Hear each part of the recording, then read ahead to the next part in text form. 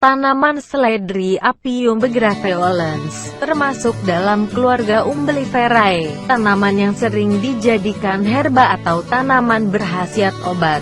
Daun seledri dikonsumsi sebagai lalapan dan penghias hidangan. Bijinya dijadikan bahan penyedap dan ekstrak minyak seledri dimanfaatkan sebagai obat. Usaha tani budidaya seledri sangat cocok dilakukan di dataran tinggi dengan ketinggian 1000 hingga 1200 meter dari permukaan laut, namun tanaman ini masih toleran ditumbuhkan di dataran rendah. Tanaman ini kurang tahan terhadap curah hujan tinggi. Jenis tanah yang dikehendaki dalam budidaya seledri adalah tanah yang gembur dan mengandung banyak bahan organik. Tanaman ini tumbuh baik pada tingkat keasaman tanah P5,5-6,5. Apabila tanah terlalu asam sebaiknya tambahkan kapur atau dolomit. Bercocok tanam seledri Apium begraveolens bukan tugas mudah bagi seorang pemula, namun ada tantangan tersendiri yang membanggakan bila berhasil dilewati tanpa sedikit kegagalan. Tanaman ini bisa tumbuh subur sepanjang musim, tahan perubahan iklim panas dan dingin. Waktu panen tanaman seledri sangat lama, namun tak perlu khawatir jika berada di lokasi tropis dan subtropis. Setidaknya mulai menanam benih jelang berakhirnya musim hujan atau memasuki musim panas. Ukuran benih seledri sangat kecil, sehingga penanaman agak sulit jika harus satu persatu. Adapun solusi terbaik yaitu mencampur benih dengan pasir lalu tabur ke atas permukaan tanah di pot. Usai penyebaran benih, segera tutupi dengan sedikit tanah. Benih seledri sangat suka ditanam dangkal tak jauh dari permukaan tanah. Dengan begitu tunas cepat muncul. Ketika bibit tunas terus tumbuh dan semakin membesar, segera lakukan pemangkasan agar pertumbuhan tetap terganggu. Tanaman boleh pindah ke lahan pekarangan rumah jika temperatur udara lebih dari 50 derajat Fahrenheit. Benih dan bibit seledri sensitif terhadap temperatur, jadi jangan tanam saat masih dingin atau bibit justru gagal tumbuh subur, melemah dan akhirnya mati. Berada di lokasi ideal justru mempermudah cara menanam seledri. Cari lahan yang langsung disinari matahari setidaknya 6 jam.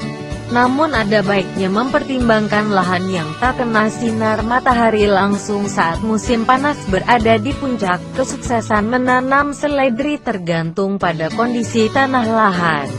Seledri merupakan jenis tanaman yang tumbuh subur di tanah kaya nutrisi. Selain itu juga butuh tambahan nutrisi berupa pupuk atau kompos agar pertumbuhan semakin maksimal. Seledri termasuk jenis tanaman yang butuh banyak air untuk tumbuh kembang. Jangan lupa menyiram tanah, pastikan kondisi selalu lembab merata. Tanaman ini tidak begitu menyukai tanah kering, apalagi kena dampak kekeringan. Percaya atau tidak, ketidakmampuan menjaga kelembaban tanah secara konsisten akan berdampak buruk pada rasa seledri. Selain itu tanah lahan perlu rutin memperoleh pupuk sesuai kebutuhan nutrisi dari tanaman seledri. Tingkat kesulitan bercocok tanam seledri yaitu perlu memperhatikan kondisi tanah agar tetap lembab. Jika lengah sedikit saja lalu membiarkan tanah kekurangan air ataupun mengering, maka rasa seledri usai panen terasa aneh di lidah. Sementara itu metode pemutihan boleh dilakukan atau tidak. Namun waspadai karena menyebabkan kandungan nutrisi menurun. Penasaran ingin mengetahui cara menanam seledri di pekarangan rumah? Ikuti saja langkah-langkah berikut ini. Cara menanam seledri. Terdapat dua cara menanam seledri yaitu perbanyakan generatif dari biji dan perbanyakan vegetatif dari anakan. Perbanyakan generatif biasanya diterapkan untuk budidaya seledri skala luas atau komersial. Untuk budidaya skala pekarangan seperti dalam pot atau polybag, perbanyakan secara vegetatif lebih mudah dilakukan. Perbanyakan generatif dimulai dengan menyemaikan biji terlebih dahulu. Setelah biji tumbuh menjadi bibit, baru dipindahkan ke dalam pot atau polybag. Berikut langkah-langkahnya. 1. Sebelum biji disemai, rendam terlebih dahulu dalam air hangat kuku 50–60 derajat Celcius selama 1 jam. 2. Siapkan tempat persemaian berupa bedengan atau baki semai. Media semai terdiri dari campuran tanah dan kompos yang telah diayak dengan perbandingan 2:1. Baca cara membuat media persemaian. 3. Berikan naungan dengan plastik bening pada bedengan semai untuk melindungi tanaman dari kucuran air hujan langsung dan terik matahari. 4. Buat alur garitan di atas bedengan sedalam 0,5 cm dengan jarak antar alur 10–20 cm. Tebarkan benih ke dalam alur tersebut dan tutup tipis dengan tanah lalu siram untuk mempertahankan kelembapannya. 5. Siram dengan air secukupnya setiap pagi atau sore untuk mempertahankan kelembaban media persemaian. Media jangan terlalu basah dan jangan pula sampai kekeringan. 6. Bibit siap dipindahkan ke pot atau polybag setelah 1 bulan atau setelah tumbuh 3–4 helai daun.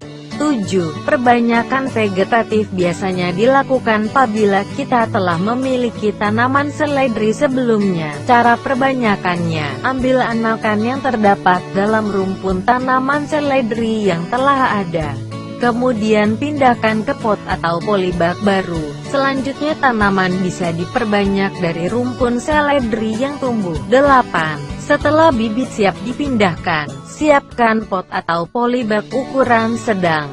Isi dengan media tanam yang terdiri dari campuran tanah, kompos dan arang sekam dengan perbandingan 1:1. Ayak terlebih dahulu bahan-bahan tersebut. Penggunaan arang sekam tujuannya agar media tanam memiliki porositas yang baik dan bobot media menjadi ringan sehingga pot atau polybag gampang dipindahkan. 9. Apabila tidak ada arang sekam bisa diganti dengan sekam padi, jerami padi atau serbuk gergaji. Hati-hati dalam membuat media tanam. Gunakan bahan-bahan yang bebas dari hama dan penyakit. Silahkan baca cara membuat media tanam. Perawatan budidaya seledri. 1. Lakukan penyiraman setiap pagi dan sore hingga tanaman berumur 1 minggu. Setelah itu frekuensi penyiraman cukup dilakukan 2–3 kali dalam 1 minggu, tergantung pada kondisi cuaca. Usahakan media tidak terlalu becek atau kering. 2. Untuk budidaya seledri organik, pemberian pupuk organik cair sangat efektif diberikan sebagai pupuk susulan. Pupuk organik cair banyak dijual di toko-toko pertanian dalam berbagai merek, atau bisa juga dibuat sendiri. Silakan baca cara membuat pupuk organik cair. Selain pupuk cair bisa juga digunakan pupuk kompos, pupuk kandang atau pupuk hayati. 3. Encerkan pupuk organik cair sebelum disiramkan pada tanaman. Biasanya 10 ml pupuk cair diencerkan dengan 1 liter air sebelum digunakan. Untuk lebih khususnya ikuti petunjuk yang terdapat dalam kemasan pupuk tersebut. Siramkan pupuk yang telah diencerkan dengan dosis 100 ml per polybag. Frekuensi pemupukan dilakukan setiap 1–2 minggu sekali. 4. Budidaya seledri dalam pot atau polybag sebenarnya relatif jarang terkena hama atau penyakit.